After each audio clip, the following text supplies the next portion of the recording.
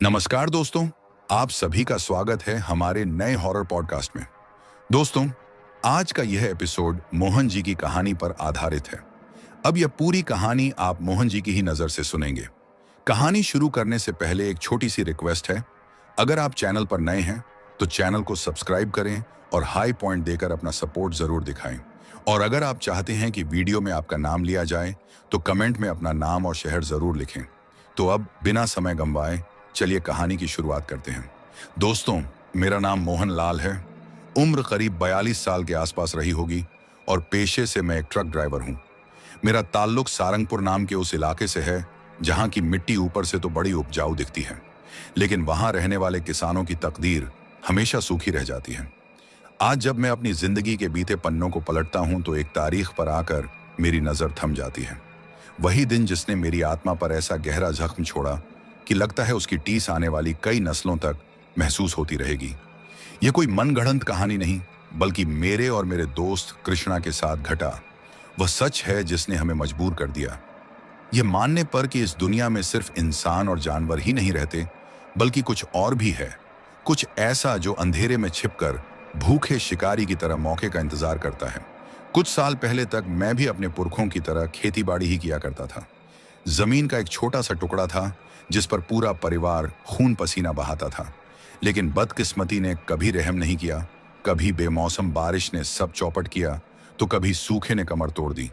फसलें लगातार बर्बाद होती रहीं और मैं धीरे धीरे कर्ज के ऐसे जाल में फंसता चला गया जिससे निकलना नामुमकिन सा लगने लगा।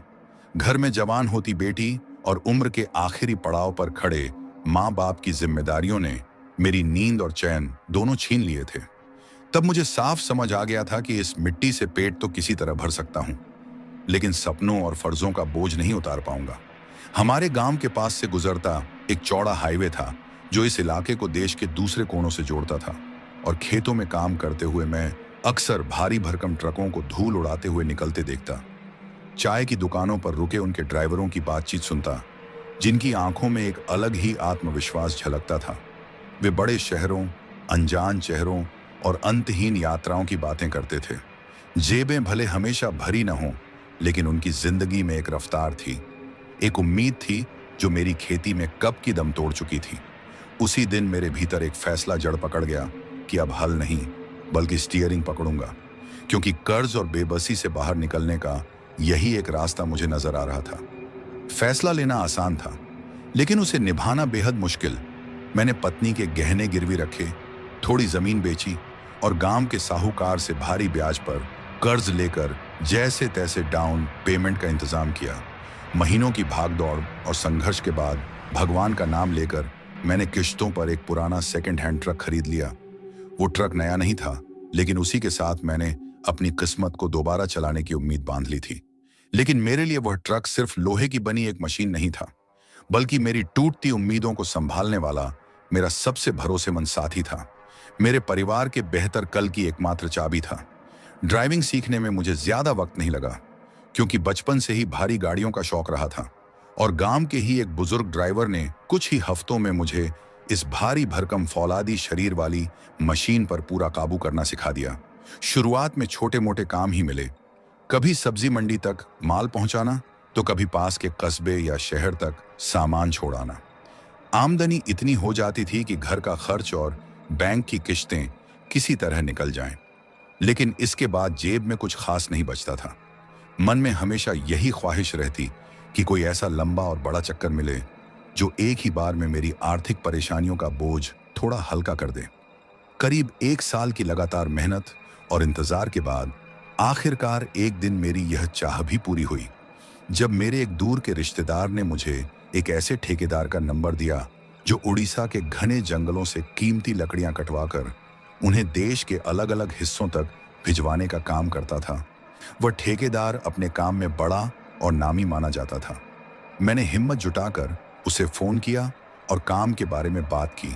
कुछ देर की बातचीत के बाद वह मुझे काम देने को तो तैयार हो गया, लेकिन उसके साथ ही उसने एक शर्त भी रख दी। उसने साफ कहा कि मेरा काम लंबा और बेहद थकाने वाला होता है। लकड़ी का माल उड़ीसा से कभी असम, कभी बंगाल और कई बार तो दिल्ली तक भेजा जाता है। इतना लंबा सफर अकेले आदमी के बस का नहीं होता। तुम्हें अपने साथ एक भरोसेमंद खलासी रखना होगा जो रास्ते में मदद भी करे और जरूरत पड़ने पर तुम्हारी गैर मौजूदगी में ट्रक और माल दोनों की देखभाल कर सके। अगर कोई भरोसे का लड़का हो तो बताओ, वरना मैं किसी और को देख लूंगा। उसकी यह बात सुनते ही मेरे दिमाग में बिना किसी सोच विचार के एक ही नाम आया, कृष्णा। मेरा बचपन का दोस्त जो मेरे साथ ही गांव में पला बड़ा था, उसी स्कूल में पढ़ा था और मेरी ही तरह जिम्मेदारियों के बोझ तले दबा हुआ किसी काम की तलाश में भटक रहा था। वह अक्सर मुझसे कहा करता था कि अगर कहीं कोई काम मिले तो उसे जरूर याद रखूं। मुझे लगा इससे बेहतर मौका और क्या हो सकता है। मेरा काम भी बन जाएगा और मेरे दोस्त को भी रोजगार मिल जाएगा। ऊपर से एक भरोसेमंद साथी के साथ लंबा सफर भी थोड़ा आसान हो जाएगा। मैंने बिना देर किए कृष्णा के घर जाकर उसे सारी बात बताई और मेरे साथ खलासी बनकर चलने का प्रस्ताव रखा। यह सुनते ही उसकी आंखों में चमक आ गई, क्योंकि उसके लिए यह किसी बड़े मौके से कम नहीं था। उसने एक पल भी सोचे बिना हामी भर दी। उसकी माँ ने हमारे सफर के लिए दुआएं दी और रास्ते के लिए कुछ रोटियां और अचार भी बांध दिया। मैंने ठेकेदार को फोन करके बता दिया कि खलासी का इंतजाम हो गया है और हम काम के लिए पूरी तरह तैयार हैं। अगले ही दिन उसने मुझे जंगल के पास बने एक सरकारी गोदाम पर बुलाया और बताया कि मेरा पहला ही चक्कर काफी लंबा होने वाला है। मुझे उड़ीसा के जंगलों से काटी गई साल की लकड़ियों से भरा ट्रक असम के एक अंदरूनी इलाके तक पहुंचाना है। असम का नाम सुनते ही मैं थोड़ा चौंक गया, क्योंकि यह वाकई एक बहुत लंबा, कठिन और अनजान रास्ता था। लेकिन ठेकेदार ने यह भी साफ कहा था कि चूंकि यह मेरा पहला लंबा सफर है, इसलिए मेहनताना भी उसी हिसाब से अच्छा मिलेगा। पैसों का लालच और घर की मजबूरी, इन दोनों ने मिलकर मेरे मन में बची खुची झिझक को पूरी तरह खत्म कर दिया।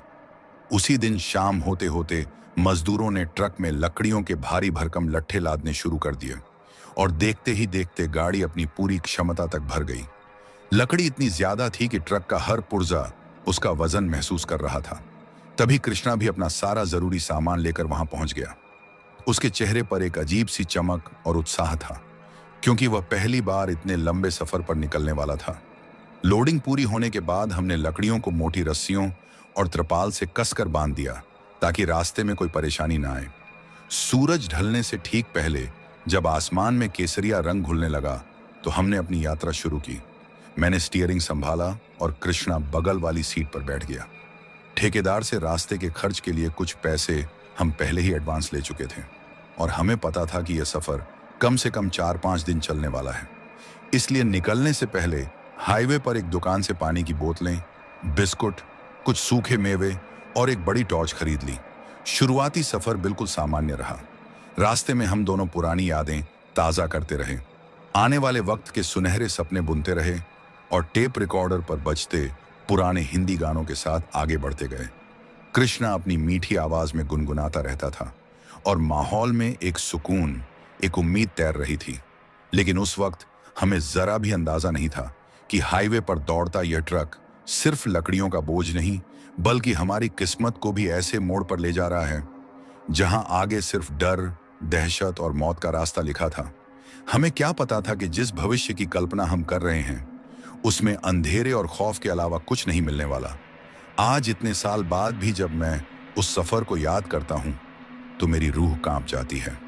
आंखों के सामने वही भयानक दृश्य घूमने लगते हैं और कानों में वही डरावनी आवाजें गूंजने लगती हैं।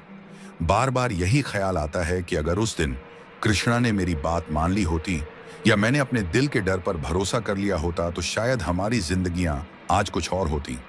मगर शायद किस्मत ने हमारे लिए वह खौफनाक रात पहले ही चुन रखी थी। 2 दिन का सफर तय करने के बाद जैसे ही हम असम की सरहद में दाखिल हुए तो आसपास का नजारा पूरी तरह बदलने लगा। अब तक जो सड़कें चौड़ी और सीधी थीं, वे अचानक संकरी और घुमावदार हो गईं। दोनों तरफ घने जंगल और दूर दूर तक फैले चाय के बागान नजर आने लगे। माहौल में एक अजीब सी खामोशी उतर आई थी, ऐसी खामोशी जिसे सिर्फ हमारे ट्रक के भारी इंजन की आवाज ही तोड़ रही थी। मैंने अपनी जिंदगी में देश के न जाने कितने ही हाईवे नापे थे, लेकिन इस रास्ते पर कदम रखते ही मेरे भीतर एक अनजानी सी घबराहट सिर उठाने लगी थी। यहाँ का माहौल कुछ अलग ही था। जंगल इतने घने थे कि दिन के उजाले में भी कई जगहों पर सूरज की रोशनी जमीन तक पहुंच ही नहीं पा रही थी और चारों तरफ एक अजीब सा साया पसरा रहता था। हवा में नमी के साथ किसी कच्ची जंगली मिट्टी जैसी गंध घुली हुई थी। कृष्णा, जो पहली बार इतने लंबे सफर पर निकला था, इन नज़ारों को देखकर शुरू में काफी उत्साहित था। कभी इधर झुककर तो कभी उधर सरक कर वह खिड़की से बाहर झांकता और चाय के बागानों व दूर दिखाई देती पहाड़ियों की तस्वीरें अपने पुराने मोबाइल में कैद करने की कोशिश करता रहता था। उसकी मासूम खुशी और जोश को देखकर मेरे मन में उठ रही बेचैनी कुछ देर के लिए दब जरूर जाती थी, लेकिन पूरी तरह खत्म नहीं हो रही थी। भीतर कहीं यह एहसास लगातार बना हुआ था कि जैसे कोई हमें देख रहा है, जैसे यह जंगल, ये ऊंचे पेड़ और यह डरावनी खामोशी सब मिलकर हमें घूर रहे हों। मैंने खुद को समझाया और इस ख्याल को झटक कर पूरा ध्यान ड्राइविंग पर लगा दिया। लेकिन मुझे क्या पता था कि यह सिर्फ वहम नहीं, बल्कि उस भयानक तूफान की पहली दस्तक थी जो हमारी जिंदगियों को पूरी तरह उजाड़ने वाला था। सफर अभी लंबा था और रात धीरे धीरे अपने पांव पसारने वाली थी। असम की सीमा में घुसते ही हालात बदल चुके थे। मैदानी इलाकों की चौड़ी और सीधी सड़कें पीछे छूट गई थीं और अब हमारा ट्रक पहाड़ी सांप की तरह बल खाती एक संकरी सड़क पर भारी बोझ के साथ रेंग रहा था। दोनों तरफ इतने ऊंचे और घने पेड़ खड़े थे कि उनकी शाखाएं आपस में मिलकर हमारे ऊपर एक हरी छत सी बना रही थीं। दिन का तीसरा पहर होने के बावजूद उस घनी हरियाली के कारण ऐसा लग रहा था जैसे शाम उतर आई हो।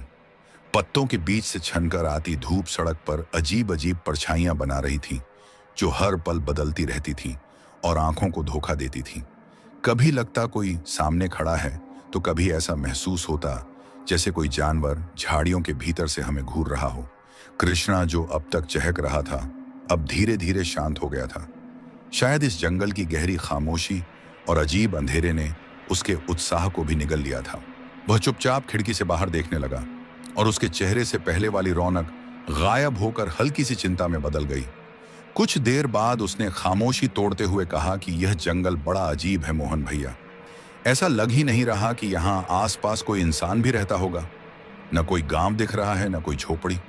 मैं उसके सवाल का जवाब देने के लिए मुंह खोल ही रहा था कि अचानक एक अजीब सी आवाज के साथ ट्रक का अगला हिस्सा बाईं ओर झटका खाकर खिंच गया। स्टीयरिंग मेरे हाथों में बुरी तरह कांप उठा और मैंने पूरी ताकत लगाकर उसे संभालने की कोशिश की। तभी एक जोरदार झटके के साथ ट्रक रुक गया और इंजन घरघराता हुआ बंद हो गया। यह क्या हो गया? कृष्णा ने घबराकर पूछा। उस पल मेरा दिल बुरी तरह धड़क रहा था, क्योंकि किसी भी ड्राइवर के लिए सुनसान जंगल के बीच रास्ते में गाड़ी का यूं अचानक जवाब दे देना किसी डरावने सपने से कम नहीं होता। मैंने कुछ पल वहीं खड़े रहकर खुद को संभालते हुए गहरी सांस ली और फिर ट्रक का दरवाजा खोलकर नीचे उतरा। कृष्णा भी बिना कुछ कहे मेरे पीछे पीछे आ गया। मैंने आगे बढ़कर अगले पहिए की तरफ देखा और वही हुआ जिसका डर था। बाईं ओर का अगला टायर पूरी तरह बैठ चुका था और उसमें से निकलती हवा की हल्की हल्की आवाज अब भी साफ सुनाई दे रही थी। पंचर हो गया है, मैंने भारी मन से कहा तो कृष्णा का चेहरा एकदम उतर गया। अब क्या करेंगे मोहन भैया? उसने घबराई आवाज में पूछा। यहां तो दूर दूर तक कोई इंसान नजर नहीं आ रहा। उसकी बात बिल्कुल सही थी। हम घने जंगल के बीच ऐसी जगह फंसे थे जहां मदद की उम्मीद करना भी बेकार लग रहा था। ऊपर से ट्रक का टायर बदलना कोई बच्चों का खेल नहीं था। इसके लिए ताकत भी चाहिए थी और सही औजार भी। औजार तो हमारे पास थे, लेकिन इतना भारी पहिया 2 लोगों के लिए भी आसान नहीं था। फिर भी हिम्मत जुटाकर हमने कोशिश करने का फैसला किया। जैक लगाकर ट्रक उठाने की कोशिश की, लेकिन सड़क पुरानी और कच्ची होने की वजह से जैक बार बार फिसल जाता था। करीब 1 घंटे तक हम पूरी ताकत लगाते रहे। पसीने से कपड़े भीग गए, सांस फूल गई, लेकिन टायर अपनी जगह से हिला तक नहीं।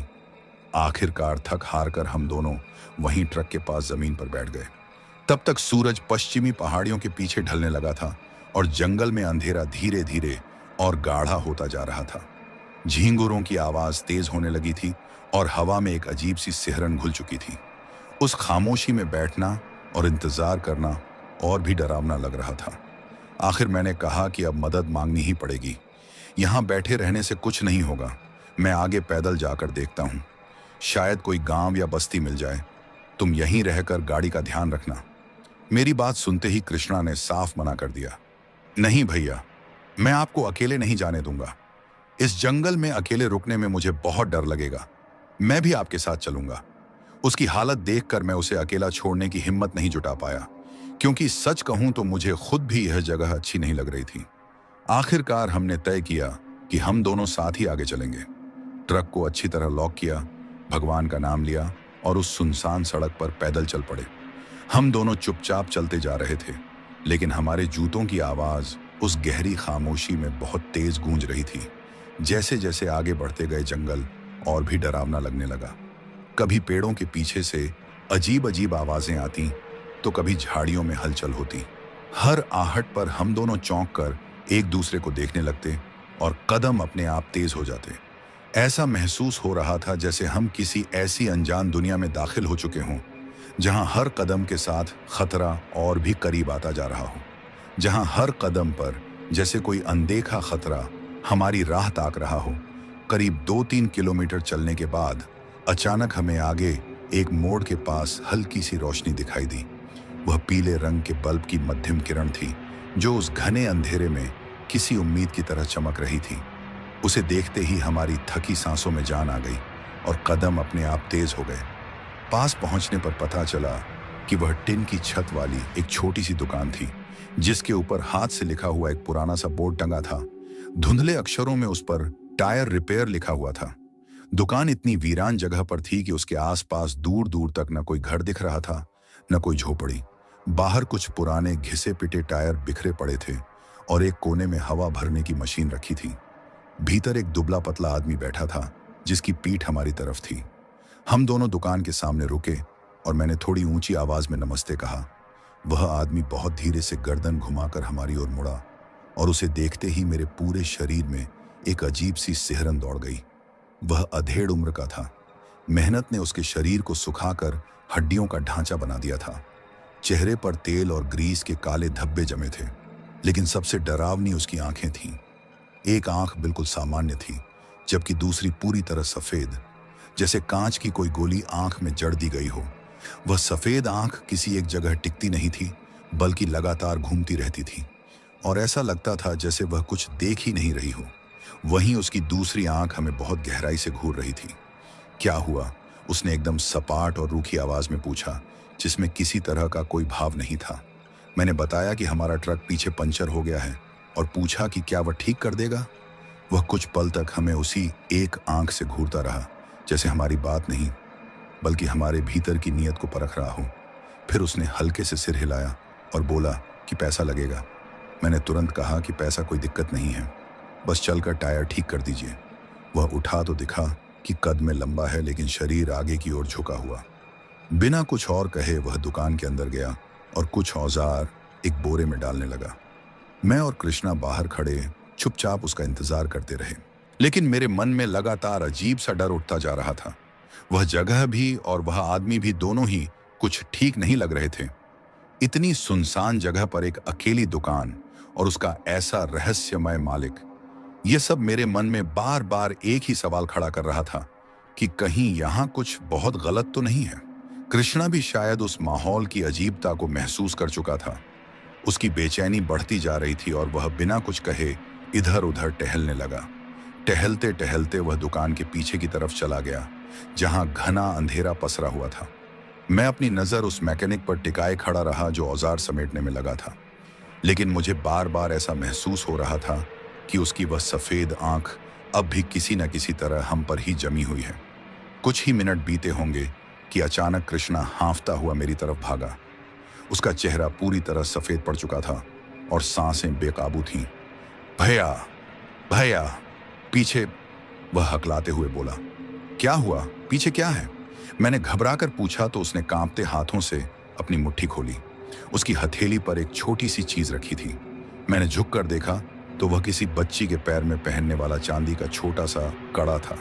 पायल नहीं, बल्कि वही कड़ा जो गांव की छोटी बच्चियां पहनती हैं।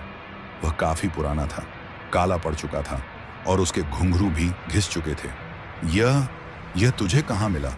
मैंने भारी गले से पूछा तो उसने डरते डरते बताया कि दुकान के पीछे झाड़ियों के पास मिट्टी में आधा दबा हुआ था और वहां की मिट्टी भी ताजी लग रही थी, जैसे किसी ने हाल ही में जमीन खोदी हो। यह सुनते ही मेरा खून जैसे जम गया। सुनसान जंगल के बीच एक बच्ची का कड़ा और ताज़ी खुदी मिट्टी। मेरे दिमाग में खौफनाक ख्याल उमड़ने लगे और अनायास ही मुझे अपनी बेटी की याद आ गई। वह भी ऐसे ही चांदी के कड़े पहनती थी। मेरे सीने में डर की एक ठंडी लहर दौड़ गई। तभी वह मैकेनिक औजारों का बोरा उठाए बाहर आया। उसकी नज़र पहले हम पर पड़ी और फिर कृष्णा की हथेली में रखे उस कड़े पर चली गई। एक पल के लिए उसकी सामान्य आंख में अजीब सी चमक दिखी और अगले ही पल गायब हो गई। उसने कोई सवाल नहीं किया, कोई भाव नहीं दिखाया, जैसे उसने कुछ देखा ही ना हो। बस अपनी उसी सपाट आवाज में बोला, चलो। मेरा मन उस कड़े के बारे में पूछने को हुआ, लेकिन अंदर से हिम्मत जवाब दे गई। मुझे लगा कि इस आदमी से कोई भी सवाल करना खतरे को न्योता देने जैसा होगा। मेरा बस एक ही मकसद रह गया था कि किसी तरह यहां से जल्दी निकल जाएं। मैंने इशारे से कृष्णा को चुप रहने को कहा और उसे वह कड़ा जेब में रखने को बोल दिया। हम तीनों बिना एक शब्द बोले अंधेरी सड़क पर वापस ट्रक की ओर चल पड़े। वह मैकेनिक हमसे कुछ कदम आगे चल रहा था और हैरानी की बात यह थी कि उसकी चाल की कोई आवाज नहीं थी। ऐसा लग रहा था जैसे उसके पैर जमीन को छू ही नहीं रहे हों। जंगल की डरावनी आवाजें अब और तेज हो चुकी थीं और मुझे हर पेड़ के पीछे से किसी की नजरें अपने ऊपर महसूस हो रही थी। जो रास्ता मुश्किल से 2 किलोमीटर का था, वह मुझे 20 किलोमीटर से भी ज्यादा लंबा लगने लगा। ट्रक के पास पहुंचते ही उस मैकेनिक ने बिना कुछ कहे काम शुरू कर दिया और उसकी ताकत और फुर्ती देखकर मैं सन्न रह गया। जिस जैक को हम दोनों मिलकर भी ठीक से नहीं लगा पाए थे, उसे उसने अकेले ही बड़ी आसानी से जमा दिया। कुछ ही मिनटों में पंचर टायर निकालकर वह उसे ठीक करने लगा। मैं और कृष्णा चुपचाप खड़े उसे देखते रहे और मन ही मन यही दुआ करते रहे कि यह सब जल्दी खत्म हो और हम यहां से निकल सकें। काम पूरा होने के बाद उसने अपने औजार समेटे तो मैंने हिम्मत करके पूछा कि कितने पैसे हुए। उसने जो रकम बताई वह सामान्य से काफी ज्यादा थी, लेकिन उस वक्त मोल भाव करने की हिम्मत हम दोनों में से किसी की भी नहीं बची थी। लेकिन उस पल मुझे पैसों की बिल्कुल भी चिंता नहीं थी। मैंने बिना किसी सवाल या बहस के जेब से पैसे निकाले और उसके हाथ में थमा दिए। उसने नोटों को गिना भी नहीं, बस उन्हें मोड़कर अपनी जेब में ठूंस लिया और एक बार फिर उसी अजीब निगाह से हमें देखा। उसकी सामान्य आंख में ठंडापन था और वह सफेद आंख अंधेरे में हल्की सी चमक रही थी। फिर वह बिना कुछ कहे पलटा और जिस रास्ते से आया था उसी ओर वापस चल पड़ा।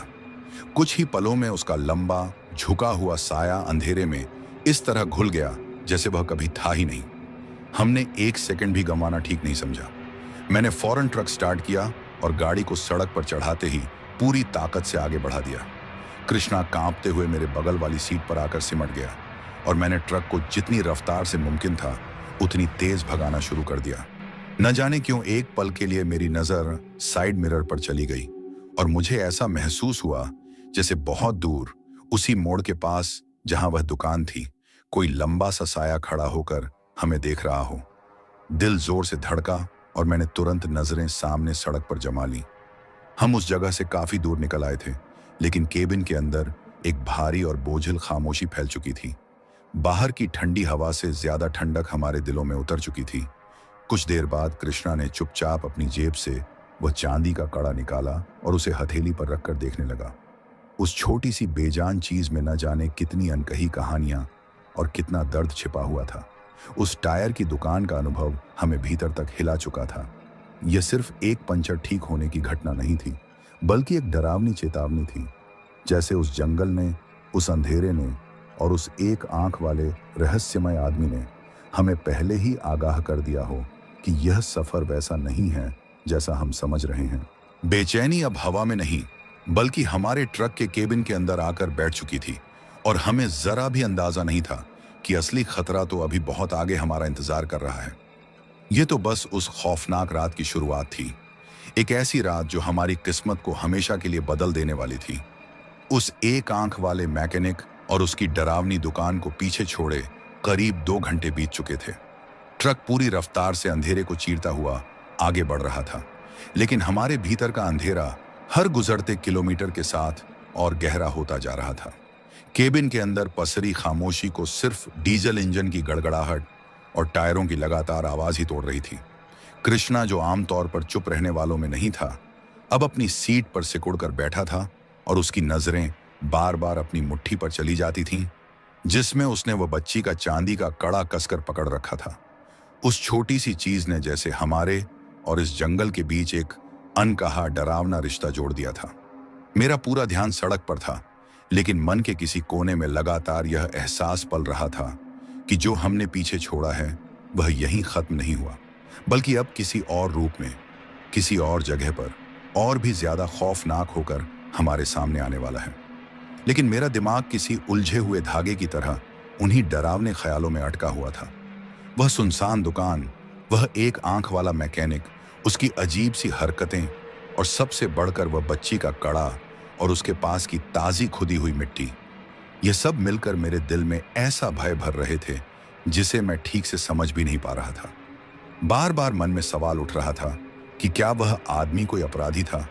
क्या उसने किसी मासूम के साथ कुछ भयानक करके उसे वहीं कहीं दफना दिया था?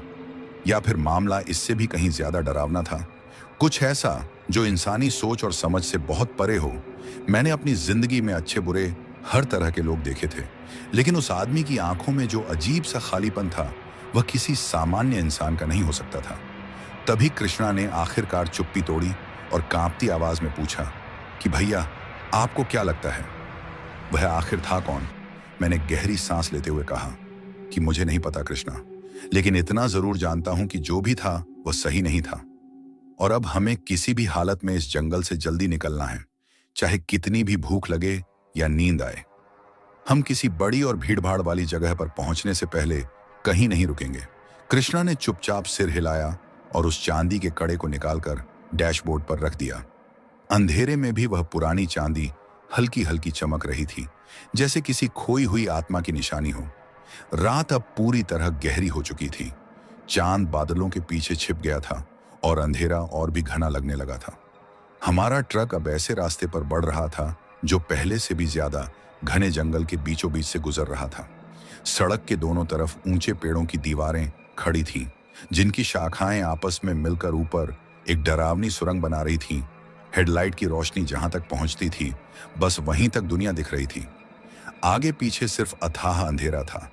थकान फिर से शरीर पर हावी होने लगी थी। दिन भर की ड्राइविंग और पंचर की मशक्कत ने मुझे पूरी तरह तोड़ दिया था। पलकें भारी हो रही थीं और कृष्णा भी झपकियां लेने लगा था। मैं खुद को जगाए रखने के लिए बार बार चेहरे पर हाथ मार रहा था। तभी अचानक हेडलाइट्स की रोशनी में आगे सड़क के किनारे कुछ चमकता हुआ दिखा।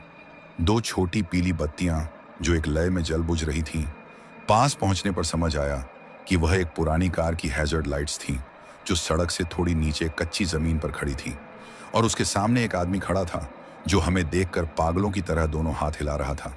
उस मंजर को देखते ही मेरा दिल जोर से धड़क उठा, क्योंकि टायर वाली दुकान के बाद किसी भी अजनबी को देखकर मेरा मन कांप उठता था। इस भयानक रात में घने जंगल के बीच एक खराब कार और मदद मांगता आदमी, सब कुछ बहुत अजीब लग रहा था। मेरी छठी इंद्री साफ खतरे का संकेत दे रही थी। मैंने ट्रक की रफ्तार कम कर दी।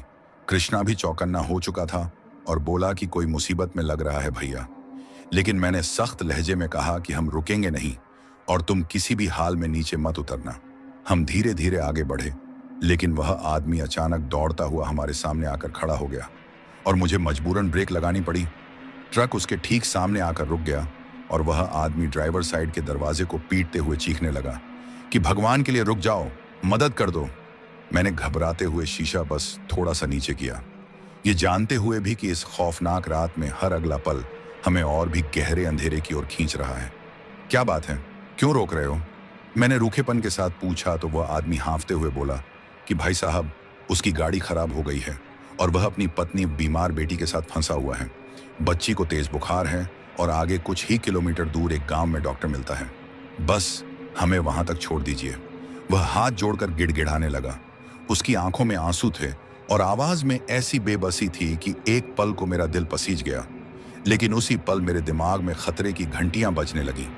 वह सुनसान टायर की दुकान, एक आंख वाला मैकेनिक, बच्ची का कड़ा, ताजी खुदी मिट्टी, ये सब जैसे मुझे चेतावनी दे रहे थे कि इस जंगल में कुछ भी सीधा नहीं है।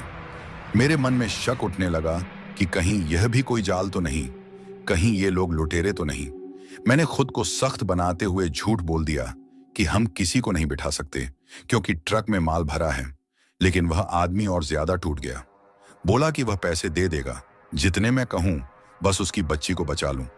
अगर उसे कुछ हो गया तो वे दोनों भी जी नहीं पाएंगे। उसने कार की तरफ इशारा किया जहां पिछली सीट पर एक औरत बैठी थी, जिसने साड़ी के पल्लू से अपना चेहरा ढक रखा था और उसकी गोद में कंबल में लिपटी एक छोटी सी बच्ची थी। उस दृश्य ने मुझे भीतर तक हिला दिया। मैं बुरी तरह दुविधा में फंस गया। दिमाग चिल्ला रहा था कि यह खतरा है, यहां से तुरंत निकल जाओ, लेकिन दिल एक बाप का था और मेरी अपनी बेटी का चेहरा आंखों के सामने घूम गया।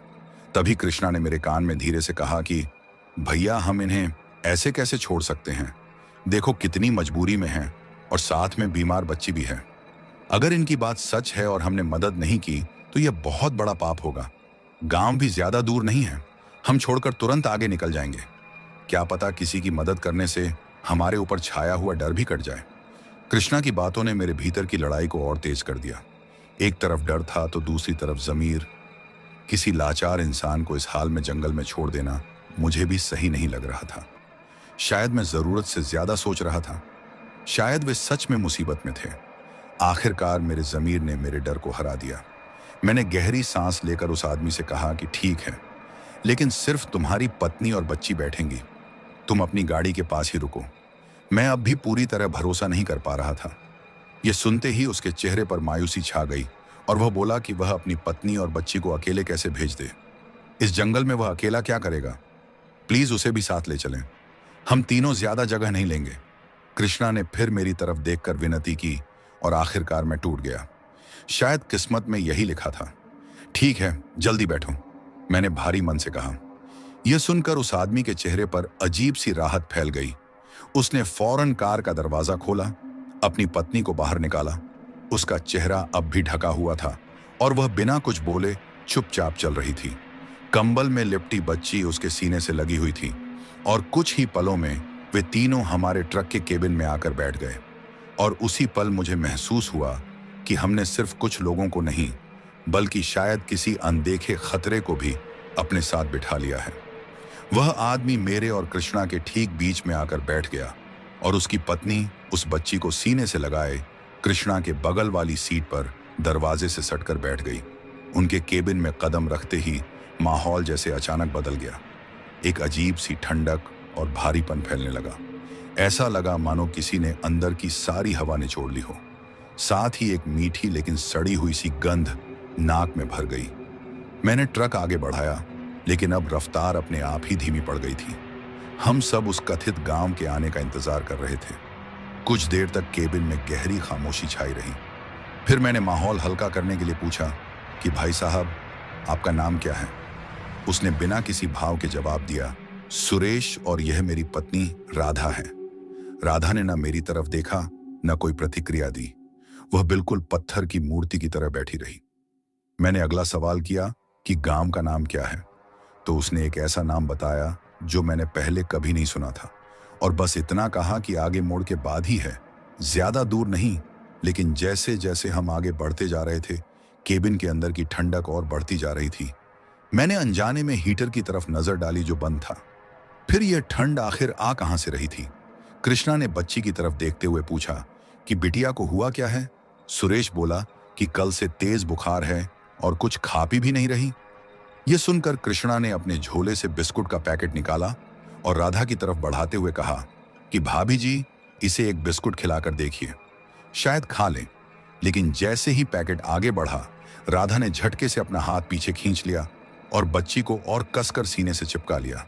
पल्लू के अंदर से उसकी आंखें एक पल को चमकी और उनमें ममता या शुक्रिया नहीं, बल्कि गहरा अनजाना खौफ था। यह देखकर हम दोनों सिहर उठे। सुरेश ने तुरंत बात संभालते हुए कहा कि नहीं भाई साहब, यह कुछ नहीं खाएगी, आप रहने दीजिए। मैंने हेडलाइट्स की रोशनी में सड़क पर नजर डाली तो एहसास हुआ कि हम 10-15 किलोमीटर से ज्यादा आगे आ चुके हैं, लेकिन दूर दूर तक किसी गांव, किसी घर या किसी रोशनी का नामो निशान नहीं था। उल्टा जंगल और भी घना और डरावना होता जा रहा था। मेरा शक अब यकीन में बदलने लगा था। मैंने सीधे सुरेश से पूछा कि भाई साहब, आपने तो कहा था गांव बस थोड़ी ही दूर है, हम तो काफी आगे आ गए, गांव अब तक क्यों नहीं आया? मेरी बात सुनते ही सुरेश के होंठों पर एक अजीब सी मुस्कान फैल गई और वह धीरे धीरे हंसने लगा। उसकी हंसी सूखी, खोखली और इतनी डरावनी थी कि केबिन की दीवारों से टकराकर लौटती हुई सीधे मेरे दिल में चुभ गई। उसने अपना चेहरा मेरी तरफ घुमाया और हेडलाइट्स से छनकर आती रोशनी में मैंने देखा कि उसकी आंखों में अब कोई बेबसी नहीं थी। वहां एक क्रूर भयानक चमक थी। उसी हंसी के साथ उसने कहा कि पहुंच गए भाई साहब, बस पहुंच ही गए। तुम दोनों ठीक वहीं पहुंच गए हो जहां तुम्हें होना चाहिए। उसके ये शब्द सुनते ही मेरे शरीर का सारा खून जैसे जम गया। स्टीयरिंग पर मेरी पकड़ कांपने लगी और उसी पल मुझे साफ समझ आ गया कि टायर की दुकान से बच निकलने के बाद हमने उससे भी बड़ी और शायद आखिरी गलती कर दी थी। हम किसी मजबूर इंसान को नहीं, बल्कि किसी भयानक बला को अपनी गाड़ी में बिठाकर अनजाने में ही मौत की ओर बढ़ रहे थे। मैंने स्टीयरिंग पर अपनी पकड़ और कस ली थी, लेकिन दिल यह साफ साफ जान चुका था कि मैंने ट्रक का दरवाजा सिर्फ 3 अजनबियों के लिए नहीं, बल्कि अपनी तबाही के लिए खोला था। पहुंच गए भाई साहब, बस पहुंच ही गए। सुरेश के ये शब्द बुझे हुए तीर की तरह मेरे कानों में धंसे और पूरे शरीर में फैल गए। एक पल को दिमाग सुन्न पड़ गया और हाथ स्टीयरिंग पर कांपते हुए जम से गए। ट्रक अपनी रफ्तार से आगे बढ़ रहा था, लेकिन मुझे लगा जैसे वक्त थम गया हो। बगल में बैठा कृष्णा पत्थर की मूर्ति बन चुका था। उसका चेहरा डर से सफेद पड़ गया था और आंखें सुरेश पर जमी थीं, जैसे उसे उसी में अपनी मौत दिख रही हो। मेरे दिमाग में एक के बाद एक ख्याल कौंध रहे थे। ब्रेक लगाकर ट्रक रोक दूं, उसे धक्का देकर नीचे फेंक दूं, गाड़ी को सड़क से उतार दूं, कुछ भी करूं जिससे इस बला से बच सकें। लेकिन डर ने मेरे शरीर को इस कदर जकड़ लिया था कि मैं हिल तक नहीं पा रहा था। गला सूख गया था और आवाज बाहर आने से पहले ही दम तोड़ दे रही थी। हमारे इस खौफ को देखकर सुरेश के चेहरे पर वही खाली और डरावनी मुस्कान और गहरी हो गई। अब उसकी आवाज में जरा भी बेबसी नहीं थी, बल्कि एक खुरदरी मजाक उड़ाती हुई गूंज थी। कितने मूर्ख हो तुम इंसान, उसने कहा, जैसे वह मेरे मन के हर ख्याल को पढ़ रहा हो। हर बार एक ही गलती करते हो। तुम्हारी यही दया तुम्हें बार बार मौत के मुंह तक ले आती है। उस एक आंख वाले ने तो तुम्हें चेतावनी दी थी, है ना? वो कड़ा, वो बस एक निशानी थी, तुम्हारे जैसे पहले आए मूर्खों की। उसकी बात सुनते ही हमारे पैरों तले से जमीन खिसक गई। तो वह टायर वाला मैकेनिक भी इन्हीं में से एक था। यह सब कोई इत्तेफाक नहीं, बल्कि एक सोची समझी साजिश थी। पंचर होना कोई हादसा नहीं था, बल्कि हमें परखने, हमें इस रास्ते पर आगे बढ़ाने और चिन्हित करने का तरीका था। हम एक ऐसे जाल में फंस चुके थे जिसे बेहद चालाकी से बुना गया था। क्या चाहते हो तुम लोग? कृष्णा ने आखिरकार कांपती हुई आवाज में कहा। पैसा चाहिए तो जो है सब ले लो, बस हमें जाने दो। उसकी आवाज में मौत का डर साफ झलक रहा था। यह सुनकर सुरेश जोर से हंसा, ऐसी हंसी जिसमें इंसानियत की कोई परछाई तक नहीं थी। पैसा? उसने तिरस्कार से कहा। हमें पैसों का क्या करना है? हमें तो कुछ और चाहिए, कुछ ऐसा जो सिर्फ तुम जैसे जिंदा इंसानों के पास होता है। ये कहते हुए उसने धीरे से अपनी नजरें कृष्णा के बगल में बैठी राधा की तरफ घुमा दी और उसी पल राधा ने अपने सिर पर रखा पल्लू धीरे धीरे नीचे सरका दिया। अंधेरे के भीतर उसका चेहरा साफ दिखाई नहीं दे रहा था, लेकिन उस साए में छिपी सच्चाई ने मेरे दिल में ऐसा खौफ भर दिया कि मुझे समझ आ गया, अब जो होने वाला है वह इंसानी दुनिया की किसी भी कहानी से कहीं ज्यादा भयानक है। लेकिन जो पर्दा हटने के बाद दिखा, वह किसी औरत का चेहरा बिल्कुल भी नहीं लग रहा था। उसका चेहरा अस्वाभाविक रूप से लंबा और सूखा हुआ था। पीली पड़ी त्वचा हड्डियों से चिपकी हुई थी और आंखों की जगह 2 गहरे खोखले गड्ढे थे, जिनके भीतर से एक अजीब सी मरी हुई रोशनी झिलमिला रही थी। जैसे ही उसने होंठ खोले तो मेरे रोंगटे खड़े हो गए, क्योंकि उसके दांत इंसानों जैसे नहीं, बल्कि सुई की तरह लंबे और नुकीले थे। कृष्णा के मुंह से चीख निकलने ही वाली थी कि सुरेश ने झपट्टा मारकर उसका मुंह दबा दिया और फुसफुसाता हुआ गुर्राया कि चुप, बिल्कुल चुप, खेल अभी शुरू हुआ है। उस पल मेरे भीतर का डर अचानक गुस्से और किसी भी हाल में जिंदा बच निकलने की छटपटाहट में बदल गया। मैंने अपने सुन्न पड़े दिमाग को जबरदस्ती हरकत में लाने की कोशिश की और सोचा कि अगर ट्रक की रफ्तार और बढ़ाकर उसे किसी पेड़ से टकरा दूं तो शायद हम बच जाएं, कम से कम इन दरिंदों के हाथ तो नहीं आएंगे। लेकिन जैसे ही मैंने खुद को संभाल कर कोई कदम उठाने की सोची, उससे पहले ही एक और अनहोनी हो गई। राधा की गोद में कंबल में लिपटा वह बच्चा अचानक जोर से हिलने लगा और कंबल के भीतर से एक धीमी लेकिन डरावनी घरघराहट सुनाई दी। सुरेश ने घिन भरी मुस्कान के साथ कहा कि लगता है मुन्ना जाग गया, उसे भूख लगी है, बहुत देर से भूखा है बेचारा। कृष्णा जो उसकी पकड़ में था डर के मारे बुरी तरह छटपटा रहा था और उसकी आंखें उस कंबल पर जमी थीं जिसमें अब तेज हरकत हो रही थी। राधा ने कंबल को और कसकर जकड़ लिया जैसे उसके भीतर कोई जंगली जानवर कैद हो। अब मेरे पास सोचने का वक्त नहीं बचा था। मैंने पूरी ताकत से एक्सीलरेटर पर पैर दबा दिया। ट्रक का इंजन दहाड़ उठा और गाड़ी की रफ्तार अचानक बेकाबू होकर बढ़ गई। मैंने स्टीयरिंग को जोर जोर से घुमाकर ट्रक को सड़क पर लहराना शुरू कर दिया, इस उम्मीद में कि संतुलन बिगड़े और ये किसी तरह गिर जाएं या मुझे भागने का मौका मिल जाए। तभी सुरेश की गूंजती हुई आवाज आई कि बहुत चालाक बनने की कोशिश कर रहा है। लेकिन जैसे ही रफ्तार लगभग 100 के करीब पहुंची, इंजन अचानक खांसने लगा। एक के बाद एक तेज झटके लगे और फिर वह पूरी तरह से बंद हो गया। हेडलाइट्स एक पल के लिए झिलमिलाईं और फिर हमेशा के लिए बुझ गईं। एक ही झटके में हम चलते हुए अंधेरे के सागर में डूब गए। बाहर चांदनी की जो थोड़ी बहुत रोशनी थी वह भी पेड़ों की घनी छत से छनकर अंदर नहीं आ पा रही थी। हमारा ट्रक उस वीरान सड़क के बीच एक लोहे के ताबूत की तरह खड़ा रह गया था, जिसकी चाबी अब हमारे हाथ में नहीं थी। केबिन के अंदर मौत जैसा सन्नाटा छा गया, जिसे सिर्फ हमारी तेज चलती सांसों और दिलों की बेतहाशा धड़कनें ही तोड़ रही थीं। और उसी खौफनाक खामोशी में सुरेश ने धीरे से कृष्णा का मुंह छोड़ दिया। शायद उसे यकीन हो चुका था कि अब हमारे बचने का कोई रास्ता नहीं बचा है।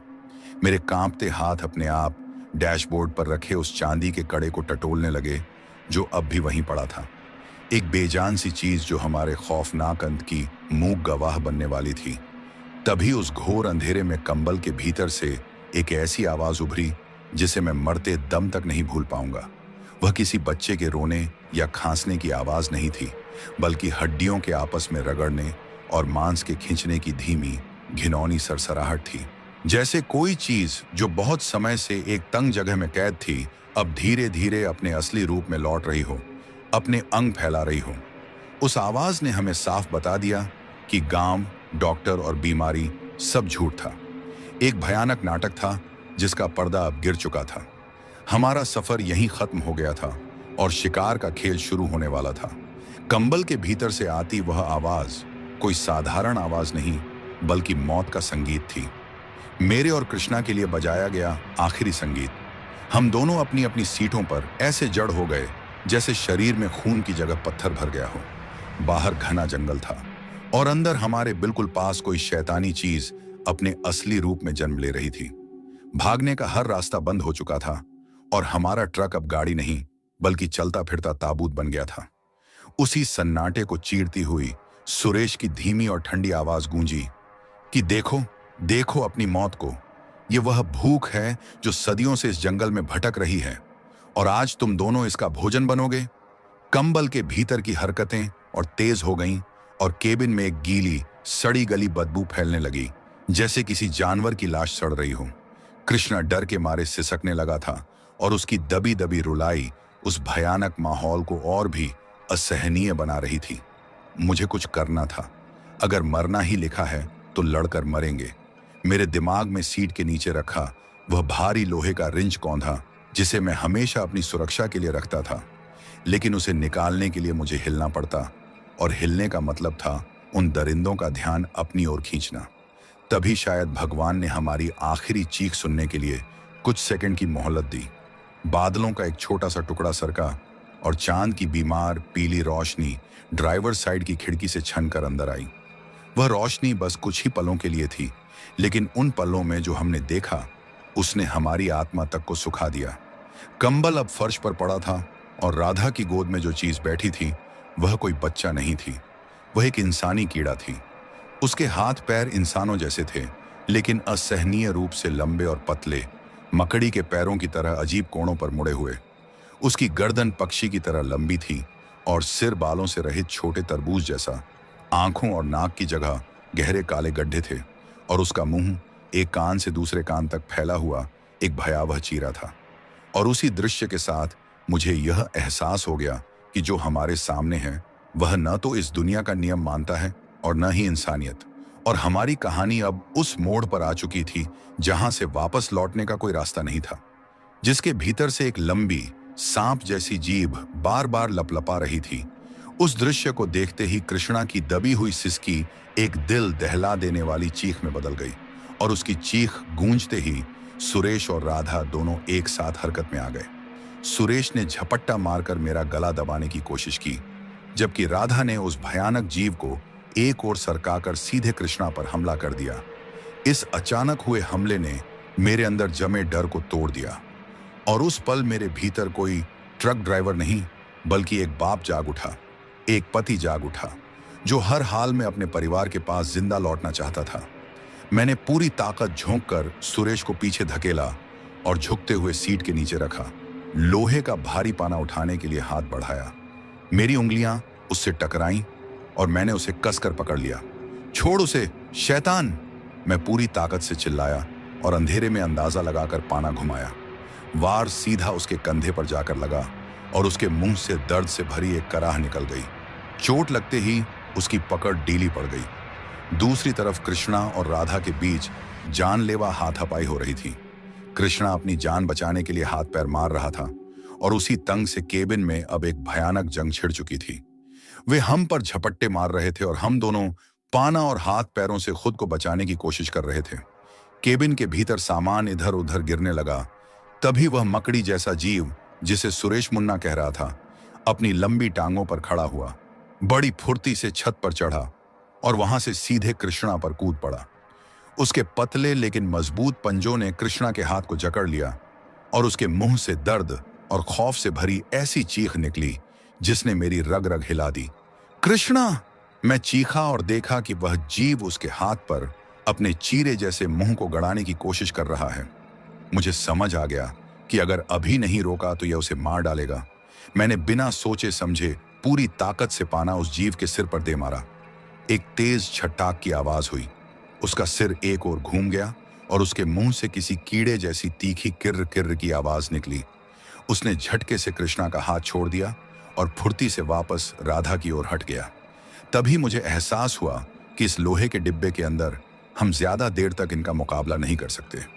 यहाँ हर इंच के लिए लड़ाई थी और हमारी मौत तय लग रही थी। बाहर निकल कृष्णा, भाग!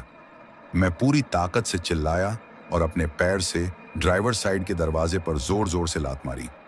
2-3 लातों में लॉक टूट गया और दरवाजा खुल गया। कृष्णा, जिसका हाथ खून से लथपथ था, उसने आखिरी हिम्मत जुटाकर अपनी तरफ का दरवाजा खोला और खुद को बाहर गिरा दिया। उसके बाहर कूदते ही मैंने पाना कसकर पकड़ा और ट्रक से छलांग लगा दी। अब हम दोनों सड़क पर थे, हांफते हुए, कांपते हुए, कपड़े फटे हुए और शरीर पर खरोंचों के निशान लिए। हम लोहे के ताबूत से तो बाहर निकल आए थे, लेकिन अब हम उनकी दुनिया में खड़े थे। उस खौफनाक और खामोश जंगल में जहां भागने का कोई रास्ता नहीं था। कुछ ही पलों में ट्रक के केबिन से वे तीनों बाहर निकले। पहले सुरेश, फिर राधा और उनके पीछे वह लंबा मकड़ी जैसा जीव। अब उन्हें अपना असली रूप छिपाने की कोई जरूरत नहीं थी। चांद की हल्की रोशनी में सड़क पर खड़े उनके साए भी किसी भयानक सपने जैसे लग रहे थे। सुरेश और राधा पूरी तरह बदल चुके थे। उनकी खाल पीली और सूखी थी, आंखें अंधेरे में लाल अंगारों की तरह चमक रही थीं, और उनके बीच खड़ा वह जीव अपनी पतली टांगों पर झूलता हुआ लगातार किर्र किर्र की आवाज निकाल रहा था। उसे देखते ही किसी की भी रूह कांप जाए। हम दोनों एक दूसरे से पीठ सटाकर खड़े हो गए थे, ये जानते हुए कि अब आगे सिर्फ एक ही रास्ता है, या तो लड़कर जिंदा बचना या यहीं इस जंगल में हमेशा के लिए खत्म हो जाना। मेरे हाथ में बस वही एक भारी लोहे का पाना था, और कृष्णा के हाथ से लगातार बहता खून अंधेरे में भी साफ नजर आ रहा था। हमारे सामने खड़ी मौत मुस्कुरा नहीं रही थी, बल्कि अपनी भूखी निगाहों से हमें तौल रही थी, जैसे तय कर रही हो कि पहले किसे अपना शिकार बनाया जाए। हम दोनों एक दूसरे से पीठ सटाए उस सुनसान सड़क पर खड़े थे। मेरे हाथ में पकड़ा पाना किसी बेजान खिलौने जैसा लग रहा था, और कृष्णा के जख्म से टपकता खून मेरे पैरों के पास काले धब्बे में बदल चुका था। सामने खड़े वे तीनों शैतान तुरंत हमला करने के बजाय हमारे साथ एक खौफनाक मानसिक खेल खेल रहे थे। वे चाहते थे कि हम डर में टूट जाएं। तभी अचानक चारों ओर फैले घने जंगल के अंधेरे से एक आवाज गूंजी। वह किसी बच्चे की हंसी थी, मीठी लेकिन खोखली। ऐसी हंसी जिसमें न मासूमियत थी न खुशी, बस एक डरावना मजाक था। कभी वह आवाज दाईं तरफ से आती तो अगले ही पल बाईं ओर से। ऐसा लग रहा था जैसे पूरा जंगल, हर पेड़, हर पत्ता हमारी बेबसी पर हंस रहा हो। उस हंसी के साथ ही सुरेश और राधा के चेहरों पर घिनौनी मुस्कान फैल गई और वह मकड़ी जैसा जीव और तेज किर्र किर्र करने लगा। तभी हमें समझ आया कि वह टायर की दुकान, वह नकली परिवार, वह पूरी कहानी सिर्फ एक चारा थी, हमें यहां तक खींच लाने का तरीका। और यह जगह इन शैतानों का अड्डा थी, इनका घोंसला। वे अकेले नहीं थे। इस जंगल के अंधेरे में न जाने कितनी ऐसी ही भूखी बुराइयां छिपी थीं और हम उनके बीच फंस चुके थे। मुझे साफ लग रहा था कि अगर हम वहीं खड़े रहे तो हमला होने से पहले ही डर हमें मार डालेगा। कृष्णा बुरी तरह कांप रहा था और हकलाते हुए बोला कि ये आवाजें, लेकिन मैंने खुद को संभालते हुए उससे कहा, चुप रह, हिम्मत रख। भले ही मेरी अपनी हिम्मत भी टूटने लगी थी। तभी सुरेश और राधा बहुत धीरे धीरे हमारी ओर बढ़ने लगे। उनके कदम शिकारी जैसे थे, जो शिकार को थकाकर कमजोर करना चाहता है। मेरा दिमाग किसी रास्ते की तलाश में तेजी से दौड़ने लगा।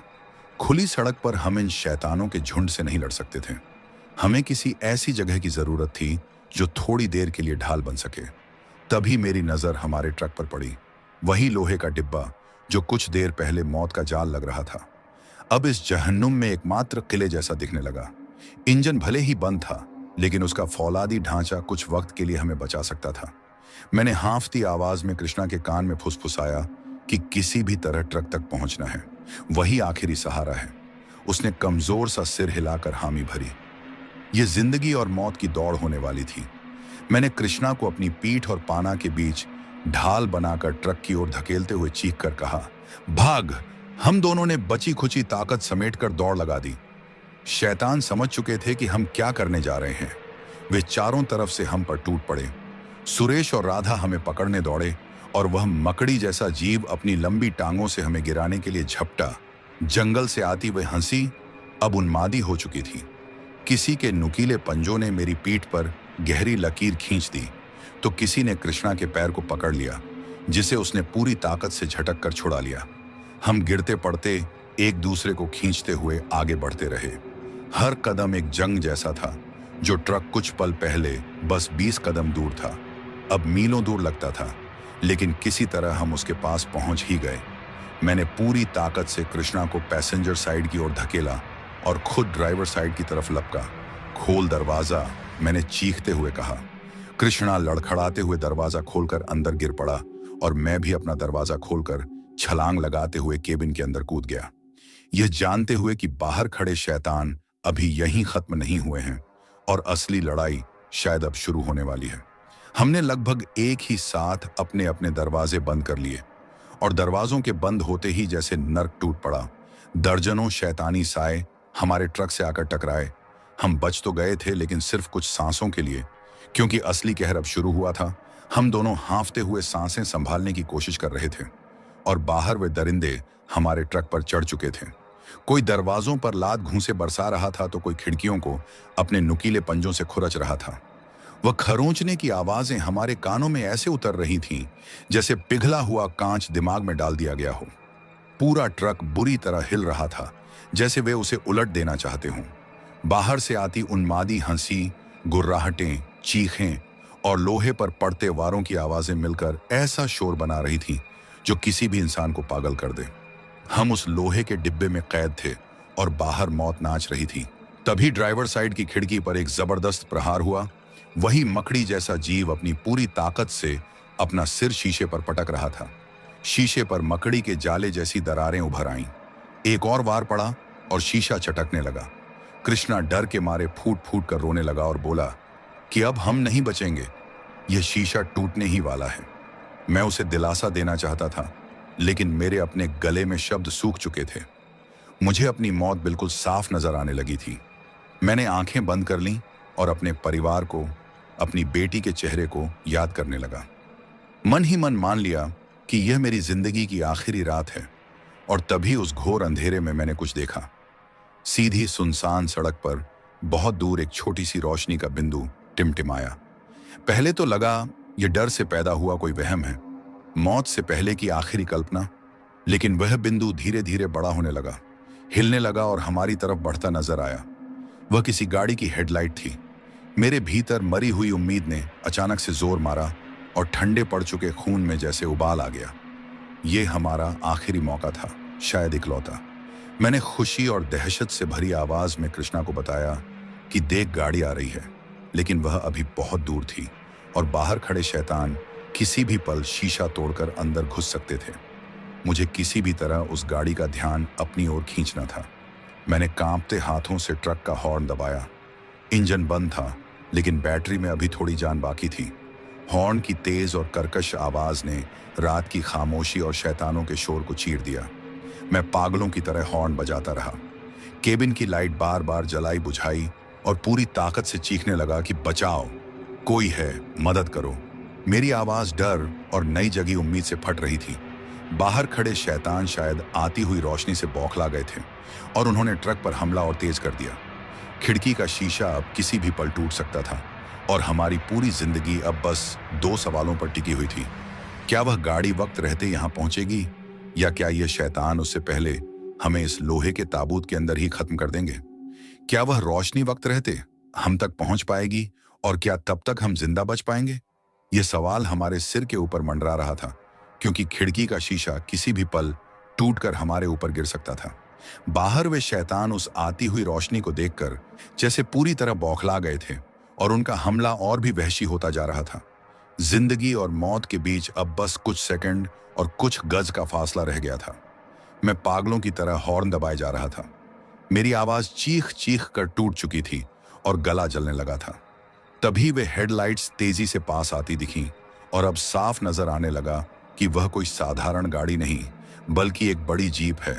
जैसे ही वह हमारे ट्रक के पास पहुंची, तेज ब्रेक की चीखती हुई आवाज गूंजी और जीप हमारे बगल में आकर रुक गई। वह वन विभाग की गाड़ी थी। उसके रुकते ही दरवाजे खुले और राइफल थामे 3-4 वर्दीधारी अफसर मुड़ती से नीचे उतरे। उनकी शक्तिशाली टॉर्चों की तेज रोशनी एक साथ पड़ी तो वह जगह रात में ही दिन की तरह जगमगा उठी। अचानक इतनी रोशनी, इतने इंसान और हथियार देखकर वे शैतानी साए तड़प उठे। उनके मुंह से दर्द और गुस्से से भरी डरावनी चीखें निकलीं और रोशनी पड़ते ही वे अंधेरे की ओर भागने लगे। सुरेश और राधा पलक झपकते ही उस जंगल के काले पेट में समा गए, जहां से कोई आवाज तक नहीं आ रही थी। वह मकड़ी जैसा मुख्य दानव जो शीशा तोड़ने में लगा था, भागने से पहले एक पल को रुका और पलटकर हमें घूरा। उसकी काली आंखों में इतनी नफरत और क्रूरता भरी थी कि उसे देखकर ही खून जम जाए। फिर वह भी अंधेरे में विलीन हो गया। जंगल से आती वह भयानक हंसी अचानक बंद हो गई। खरोंचों और टकराने की आवाजें थम गईं और एकदम सन्नाटा छा गया। बाहर अब सिर्फ अफसरों के जूतों की आहट और उनकी धीमी आवाजें थीं और हमारे लिए यह खामोशी किसी जन्नत से कम नहीं थी। तत्काल खतरा टल चुका था। मैं स्टीयरिंग पर सिर रखकर किसी छोटे बच्चे की तरह फूट फूट कर रोने लगा। बरसों का दबा डर, थकान और तनाव आंसुओं के साथ बाहर बहने लगा। तभी एक उम्र दराज अफसर ने हिम्मत करके ट्रक का दरवाजा खटखटाया और पूछा कि अंदर कोई है? आप लोग ठीक हैं? मैंने कांपते हाथों से दरवाजा खोला और जैसे ही अफसरों ने हमारी हालत देखी, वे सन्न रह गए। मैं पसीने में भीगा, थरथराता हुआ और टूट चुका था और बगल में कृष्णा खून से लथपथ, लगभग बेहोशी की हालत में बैठा था। ट्रक का टूटा हुआ शीशा और चारों तरफ पड़े गहरे खरोंचों के निशान खुद ही पूरी कहानी कह रहे थे। अफसर ने हैरानी से पूछा कि यह सब कैसे हुआ? तुम लोगों के साथ क्या हुआ? मैंने हकलाती हुई आवाज में उन्हें सब कुछ बताने की कोशिश की। उस एक आंख वाले मैकेनिक से लेकर बच्ची के कड़े तक, सुरेश और उसके परिवार के नाटक से लेकर उन शैतानी जीवों तक। मेरी बातें खुद मुझे भी किसी सदमे में डूबे पागल की बड़बड़ाहट जैसी लग रही थी। जवान एक दूसरे की तरफ संदेह से देखने लगे। शायद उन्हें लगा कि हम डर और सदमे में होश खो बैठे हैं। लेकिन तभी वह अनुभवी अफसर चुपचाप आगे बढ़ा और सड़क और ट्रक के आसपास जमीन पर पड़े अजीब निशानों को देखने लगा। वे किसी भी जानवर या इंसान के पैरों जैसे नहीं थे और उसी पल उसके चेहरे के भाव बदल गए, जैसे वह इस जंगल के किसी पुराने खौफनाक सच को पहचान गया हो। उस अफसर ने हमारे ट्रक पर पड़े उन गहरे खरोचों को ध्यान से देखा, जो किसी पत्थर या हथियार से बने होने जैसे बिल्कुल नहीं लग रहे थे। फिर उसने मेरी आंखों में झांक कर देखा, जहां उसे कोई नाटक या वहम नहीं, बल्कि सिर्फ और सिर्फ सच्चा खौफ नजर आया। उसने अपने जवानों से सख्त लहजे में कहा कि इनकी बातों पर हंसो मत। ये जंगल अपने भीतर कई ऐसे राज छुपाए हुए हैं, जिनके बारे में पुराने लोग इस सड़क से जुड़ी अजीब अजीब कहानियां सुनाते आए हैं। यहाँ कुछ तो है जो सही नहीं है। उसकी ये बात सुनकर मेरे दिल को पहली बार थोड़ी तसल्ली मिली कि कम से कम कोई हमें पूरी तरह पागल नहीं समझ रहा। जवानों ने फौरन कृष्णा को फर्स्ट एड दिया और उसके जख्मों पर पट्टियां बांधी। फिर अफसर ने मुझसे कहा कि इस ट्रक को अभी यहीं छोड़ दो, हम सुबह आकर इसे निकलवा लेंगे।